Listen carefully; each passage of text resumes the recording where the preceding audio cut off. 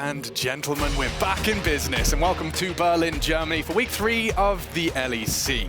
Now, I just want to quickly stop you before your fingers start moving. I know who is shocked, where's fake shocked, where is she? She is, of course, Ava Shocked of Portugal will be back in business. I'm not stealing her job. She's lovely and talented, but so am I, and so are my counterparts. We have Caedrel here joining me in the studio, and because he's no longer allowed in the studio, it's Ender. How you doing, man?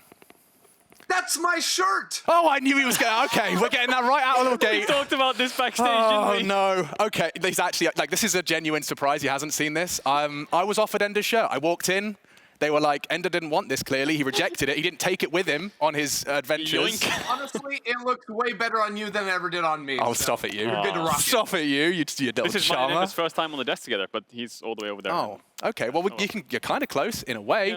Yeah. We are 6 games in, though, and Misfits are in sole possession of first place. It was taken yesterday, and thanks to a shocking win from Vitality over G2, the only upset of the day. But help me out, Caedrel. How on earth did this happen? That was a crazy game, because G2 only really got 1 kill in that game, which is shocking to think. G2 looking in form, we've been saying it over the last couple of weeks, but really surprising performance coming out of Vitality, who I think that the main point of contention as to what was winning for them was the mid lane, and it was the bot lane. Crownshot and Abrov with this Fido stretch, having pressure over Reckless, and then all of a sudden Selfmade comes in, the 3v3 was winning, and from there Leader was just unlocked on the map.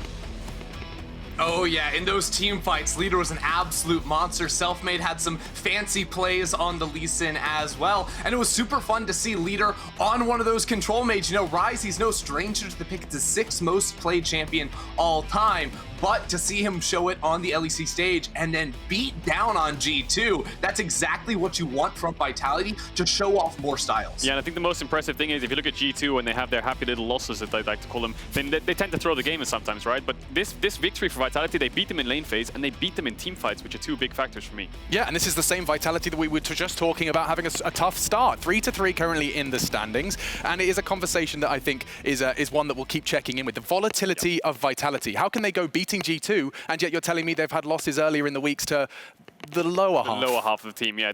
Vitality, to me, even if you look at the players, the team itself, they need to find consistency. They said in interviews and in scrims they're doing fantastic, from what we heard as well. I think that on a good day they can beat a team like G2. On a bad day, maybe they could lose to a team like, you know, XL or Schalke, so they need to make sure they can find that consistent factor. Absolutely, and of course moving from them to those at the top of the table, it's Misfits, and they're starting the season with 5 wins already. Now this is a completely reborn Misfits, and the fact that they're top of the table, what are our biggest takeaways from three weeks of play? Misfits' top side is stacked 100%. Hirit, I think, was their best performing player in spring. They're playing more towards top side. Razork looks like he's having the split of his life in a sense. I mean, I remember 2020 spring was also a great split for him, but he's rank 1 in solo queue right now. VTO had a great off-season playing up against the MSI players coming into the solo queue. He was doing really well against them as well. And you can see that spring playing dividends. I mean, to go up a team like XL, who's almost like a middle of the pack team, and just demolish them like that with sole possession of first place, it's really impressive. It really is, and to give some credit to their bottom lane as well, I felt like Kabe and Vander was supposed to be one of the stronger bot lanes in the LEC last spring, and we didn't really get to see them reach that form. Now, already at the start of summer, I've been super impressed by both of their team fighting ability. Vander to start off fights, Kabe's repositioning, his kiting, all this stuff has been on point. Yeah, and I think it's a natural question, especially coming into this week where we've had our top 4 or 5 versus our bottom 5. When you're doing maths like that and we're seeing such, you know, apparent results, it reads as it should, aside from our Vitality G2 result. Are we getting close to seeing a bit of a trend here as to how the season may end up? Oh yeah, definitely. I think when coming into summer split, you expect at least 4 teams to make playoffs 100% of the time, right? You've got G2, Mad Lions, Rogue, and Fnatic. You expect those 4 to normally make playoffs just based on history and based on the players. So there's 2 spots left for the playoffs itself. Misfits in first place, already got so many wins on the board, so you expect them to perhaps make it. And then when you look at the 6th spot, Vitality's holding it right now. They just beat G2. So Astralis, Schalke, and XL really need to step up their game if they want to contend for that last spot or even 2 spots of the playoffs. It is very polarizing, Ender. Do you have any hope that there'll be some wiggles and some shifting within that top 6? I mean, it's possible. I think shifting, definitely we may see. I think Misfits play both Mad Lions and G2 next week, so that would be a huge challenge to see if they can hold on to that spot. Vitality is also still sort of up in the air for me. Definitely top 6 right now, but an Astralis, a Schalke, I could see maybe having a fight to try and push past them. I'm not super hyped on SK or XL. I think XL, even with the roster changes, they have more potential, but they're going to have to definitely show me more before I consider them really solid to try and knock out a Vitality.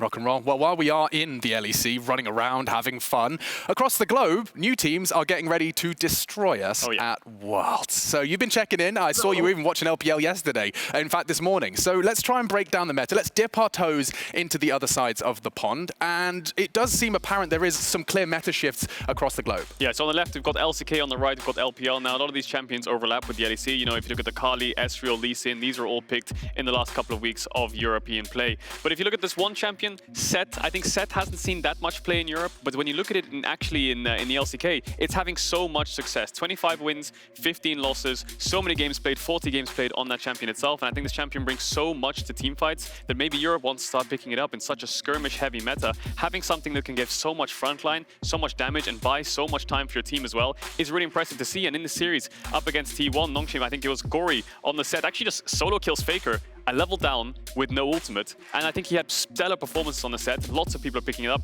and I would love to see more teams in Europe do it themselves. Look, it's so hard to get the Set out of the lane. It's so easy for Set to have big impact in the team fights later on. And as we see more and more melee champions come into play, like the weakness, quote unquote, of a gap closer isn't necessarily as felt. And with Stridebreaker being an item, it doesn't even really mean that much when it comes to him jumping on backliners. And he's a triple flex. He can go top, he can go mid, he can go support. Yeah, and he's flexing on us all right now. I mean, he's definitely on the summer cut. We're all working our way towards it. LPL side, though, so, I mean, Set in Korea, okay. And after you've done your sit-ups, why don't you tell us about the LPL and what trends we're seeing there? Well, you can see the win rate and presence of both the Kali and Xin Zhao being super, super high. Xin Zhao was one of those champions that got buffed, I think, right during MSI, but this is the first time really seeing it start to pop off in pro play. The LPL junglers absolutely love that pick. And as for some picks that we're not seeing quite as much, because both those champions are definitely getting picked in Europe, the LeBlanc is one that we haven't really seen at all here in EU. It pairs super nicely with an aggressive jungler to look for early all-ins around mid. She has the gap close, she has the CC, try and lock down picks for the Xin Zhao. And also the Nidalee. The LPL are no strangers to the Nidalee pick, and EU has never been as quick to adapt to that. I think we've only got one Nidalee picked all split long.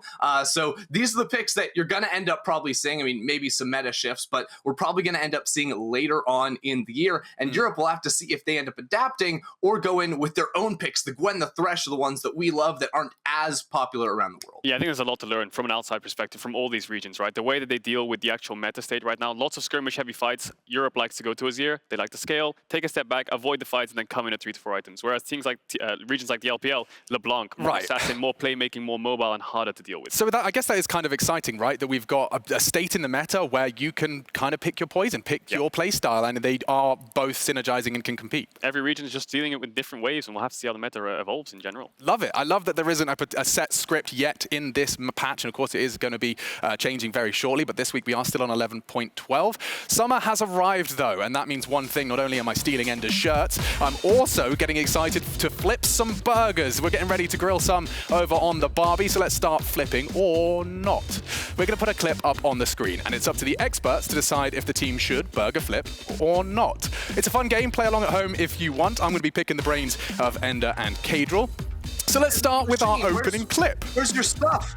Oh, you... I brought mine. I even brought... You were talking about the pickle yesterday, so I made sure I had one for you. You've got a whole smorgasbord there. What is this? Is this like the midnight snack? What time is it there? Oh, ketchup and everything. Unbranded bottle of ketchup. Unbranded bottle of ketchup. Oh my God, okay. Wait, what are those? They're not buns. I guess it's bread. Yeah, can I just have the whole cucumber on the plate, please, Mum? Yeah, no, and one tomato. Thank you. Yeah, no, that would be great. That would be my 400 calories.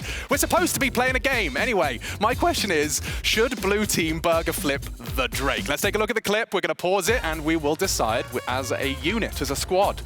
I'm a big fan of flipping it. To be honest, I always love to flip it. Whether the game is winning or losing, flipping it, 50-50s are my bread and butter. So if I'm them, yeah, good setup. They have lots of vision. They look pretty strong in the setup itself. And if they look for the fight, they should win. Yeah, just flip it. Yeah. Ender? Yeah, I'm on board. Right now, they know where Fiddlesticks is. They got wards on the flank, so I'm all for it. Go for a good fight. All right, I'm getting my spatula out. Let's have a look and see if they do flip it. As Caedrel says, you know, 100% of the time, it works 50% of the time. I think the thing is with a 50-50 is if you're hesitant, it's a 50-50. But if you have confidence, it's a 55-45. Because if you have confidence and you just go for it and you're winning to flip it, it always works out. We'll see if it does for them. Looks like they're winning the fight. They flipped it. They flipped and they won it. They got the dragon, they got the fight, they got everything. Flip it. Medium rare, it's perfect.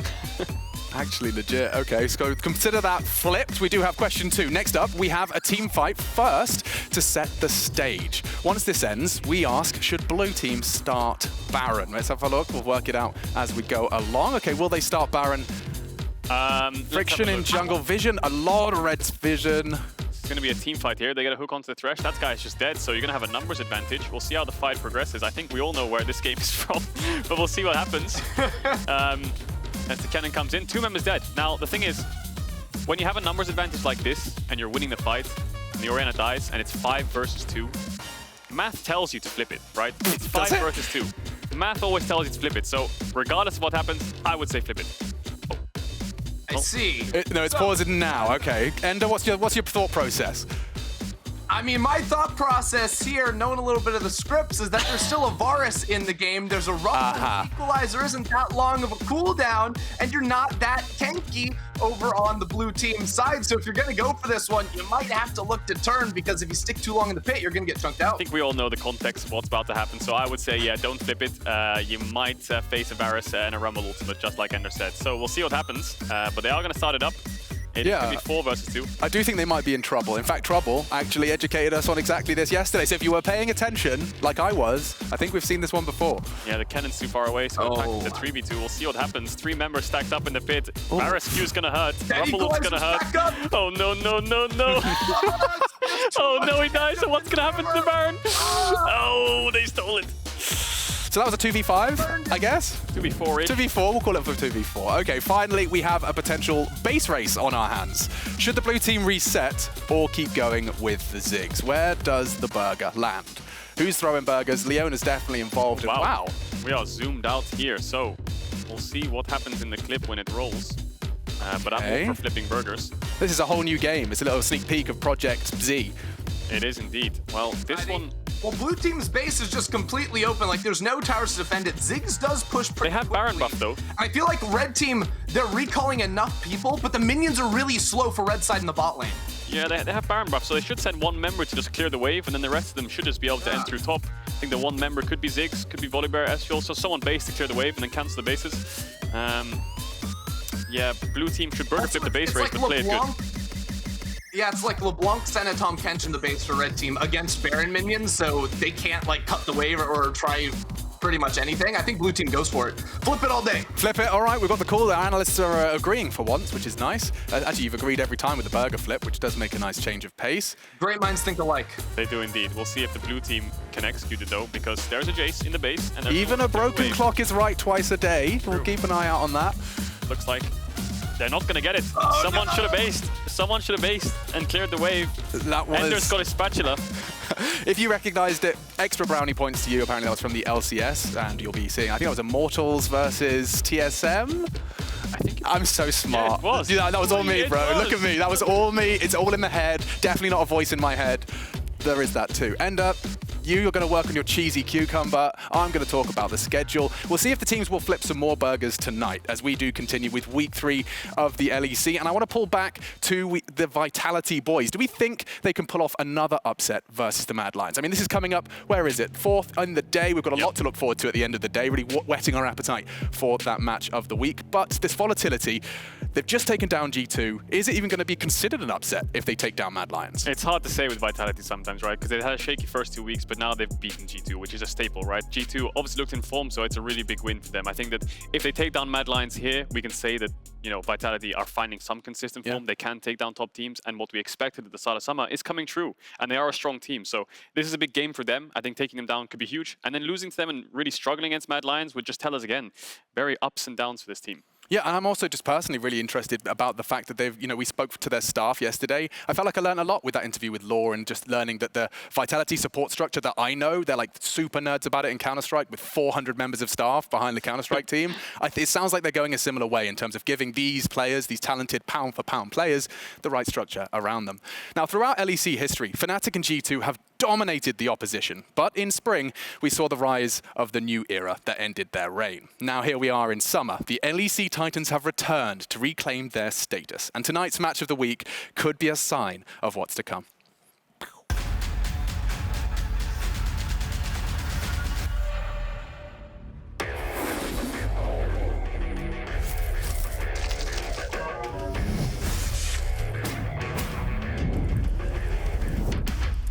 feel like Fnatic G2 is something that you can avoid. I think it's just the long-lived rivalry. I'm really happy there is a game like this. Grinded every moment of my life for this, and you expect me to just call it quits? Not likely. Coming for the title, the top, you won't stop me. I think G2 and Fnatic are always going to have that historic rivalry, regardless of how many players you swap, even taking Reckless out of Fnatic, they still have their identity. G2 is like that team. It used to be kicked down a peg. Fnatic's the right team to do it. We hit them when it hurt. It was just weird to go from like playing together with them for so long and then me not being there, both for me and for them. I'm never gonna stop this. Be the ones to end this. Never let this go. Threatening, this will be a day of reckoning. This is our time. We are on the battle line. Listen to our war cry. G2 have found the fight. They found the kills. They have found their murder. G2 wipe Fnatic out of the grid. Wonder with the huge outplay in the 1 versus 2. Jankos, that is disgusting! I feel like whenever Fnatic or G2 were on top, the other would be the one that would like get the best sucker punch in. Even though like some people like trash talk or whatever right now because we failed, if we put in the work and we perform, then everyone will shut up and kind of accept, you know, that Fnatic is back. Because the match is so hyped always, I think everyone just wants to show an extra good performance. Down here onto Mickey, upset just about dodging away with the cleanse is able to survive.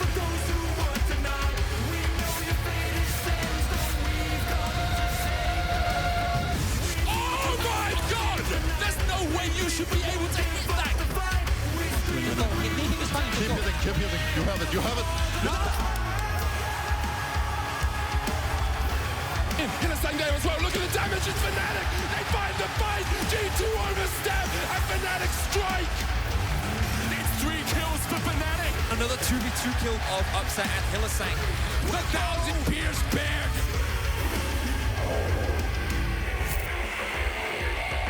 G2 versus Fnatic is inevitable. G2 versus Fnatic is unstoppable. And G2 versus Fnatic is forever.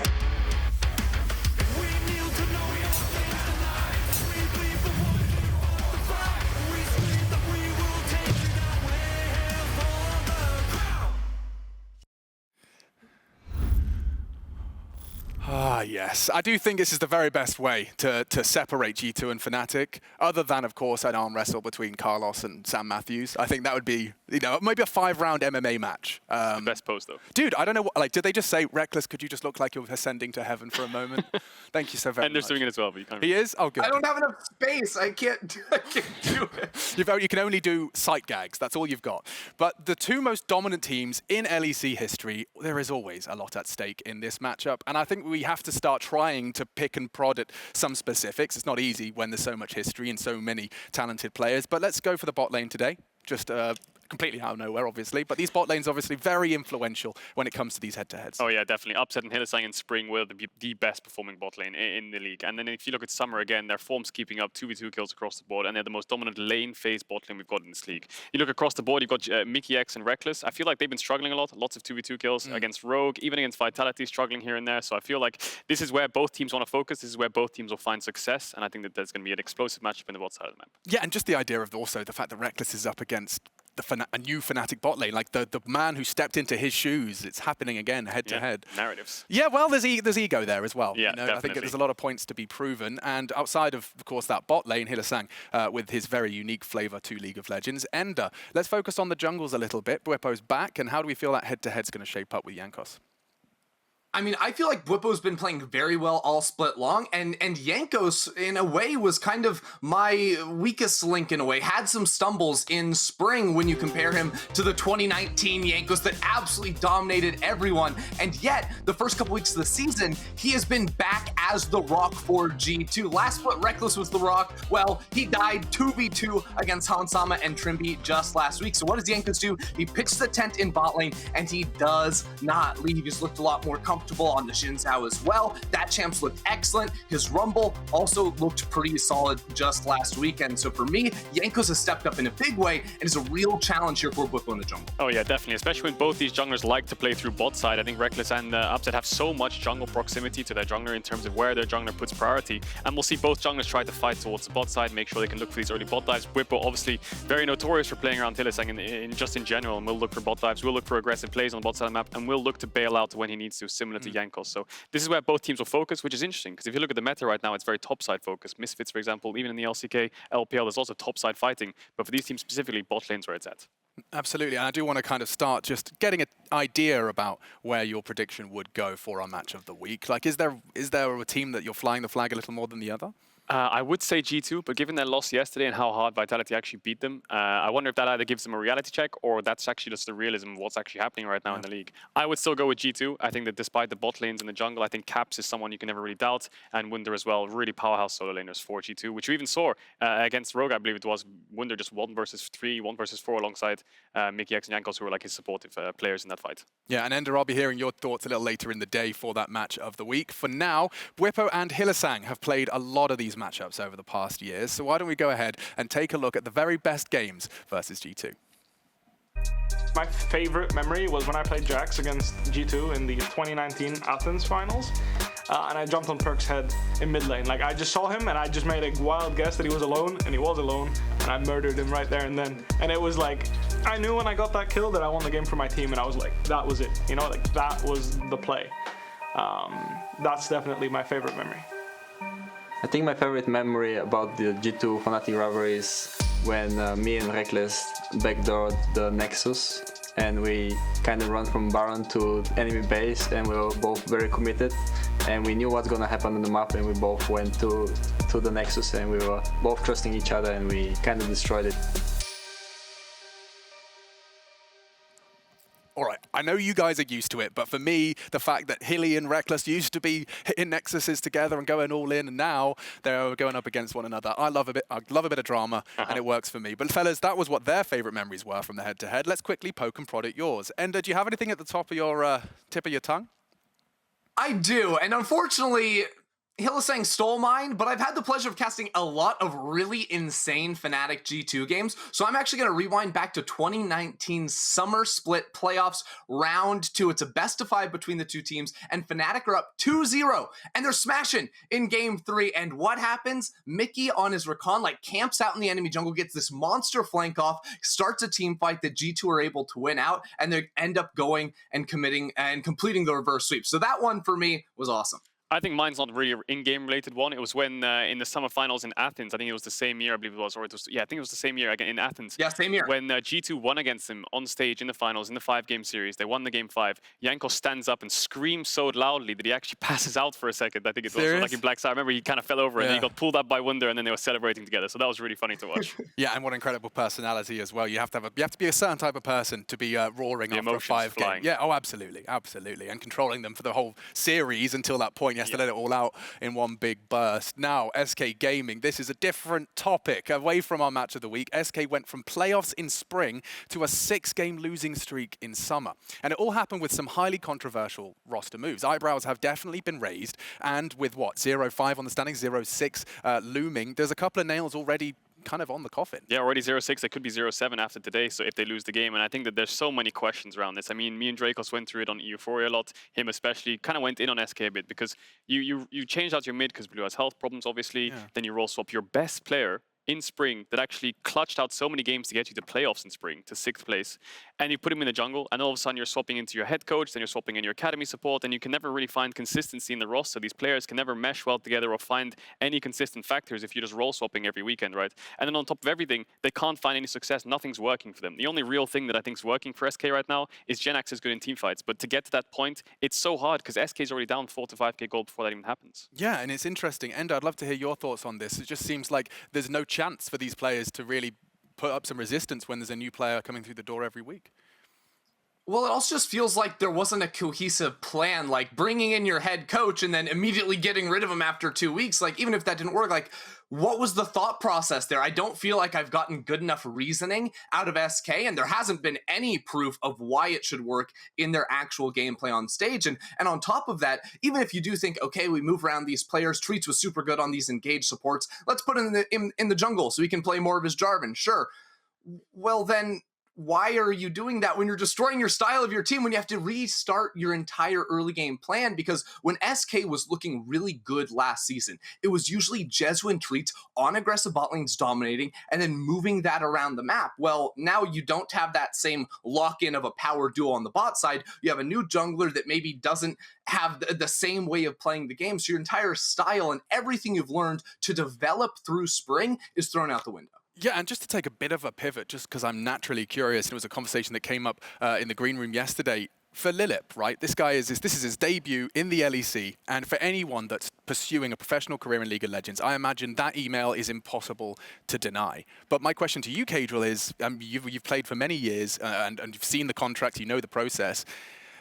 Is there a point where saying yes to these gigs actually damages his profile and his career trajectory? It could definitely. It's a very good question to ask yourself, because I think that when it comes to Lilip, you have two options when you come into this roster. The first one is, wow, I can play in the LEC, that's great, and it sounds great. And I think that maybe you can think to yourself, well, if I join this roster who's 0-4, 0-5, and I can somehow make some magic happen, you know, show off, have great performances, get them some wins, and all of a sudden I look like a great player. I look like one of the best players in the league, if not, if they can carry them through to perhaps a win streak or to playoffs somehow. But then when you actually get onto the stage, you lose 2 games, the reality starts to hit you, and you're like, well, we're probably going to lose a lot of games. I don't have as much impact as I wanted to do. And when you're a rookie who has absolutely had no time and no experience on the LEC stage, it's very rare if you can just be able to come in and carry the whole team, especially in the support role. So kind of feel bad for him. If I would personally, and to be brutally honest here, if I was on that SK lineup, if my contract was running out this year, which I'm sure a couple of those players are, I would just be trying to play to make myself look good, you know, try to make myself look as good as possible, pick a really comfortable champion, win my lane, get some ganks off, try to make proactivity happen and look good for the upcoming roster season. Yeah, putting yourself in the shop window, Ender. Yeah, and it's a weird situation too, because usually, I mean, there's a reason why we normally see a lot of rookies come in during the spring season, right? When you look at like your placements and the international events you're playing for, well, MSI is just not realistic for the most of the teams in LEC, right? You're only sending one team from the region there. Worlds is what you're trying to develop into to go to the end of the year. You have 3 or 4 seeds going into that event. That's great, right? So you put a lot of rookies in spring. Let's try them out. Let's try and build them up over the course of the year. And then in summer, that's when, you know, Gilius would come in, you know, and you get your vets that you can rely on. You know that they're going to be solid to try and give you that late burst that you need if the rookies aren't working out. And that's why I feel sort of let down by SK, is because they had a really good thing going for them in spring. They were able to make playoffs like sort of against all odds. Their team style, the cohesion was excellent. Like on paper, this team had so many rookies, had players like Genax swapping into the top lane. That was a big question mark, and it worked. So why throw everything out the window with role swaps, with new players in the summer split, when you should have used that to build into having a solid summer, having no longer rookies, people with an entire split under their belt? It could have been great, but no, we're going to change it all. We're going to throw it all out the window. And now we've got an SK that is winless and may be that way for a long time. And that's the reality of things, right? I think that being this hard on SK, we don't really want to do this, but we kind of have to at this point, because there's no signs of hope. We expect them probably not to make playoffs. We expect them to be in that last position until we see a miracle come out of them. So the reality of it is, I think a lot of pro players would agree, you know, just try to make yourself look good, just to individually try to outperform the enemy laner, and then maybe when it comes to the off-season, you can actually look for a separate team or maybe re-sign under a different roster, because I think this current roster is going to struggle. I don't think there's any magic that can come into it. And putting yourself in the shop window in the game, and the game of the nature of League of Legends, is just so damn very hard. Difficult. I mean, it's such a big team game, right? You can't just, like in CS, just frag out and get loads of kills here and there and look insanely good. Yeah. It's a really big team game. If you're a mid laner and you're 10 CS up, winning your lane, enemy jungles ahead, now all of a sudden you've lost your lead. It's hard to, you know, find that footing. Yeah, and your short trip to the LEC will be summarized by a stats page, which doesn't tell the full story, and the context is lost. It's brutal. It's a brutal game out here, and we're about to get it started. The clock is already starting to tick for SK's playoff hopes, and a win today versus XL is mandatory, compulsory, more synonyms for that. Let's send it over, though, to the stage, and let's get Trouble's first cast of the LEC kicked off with Daddy Quickshot.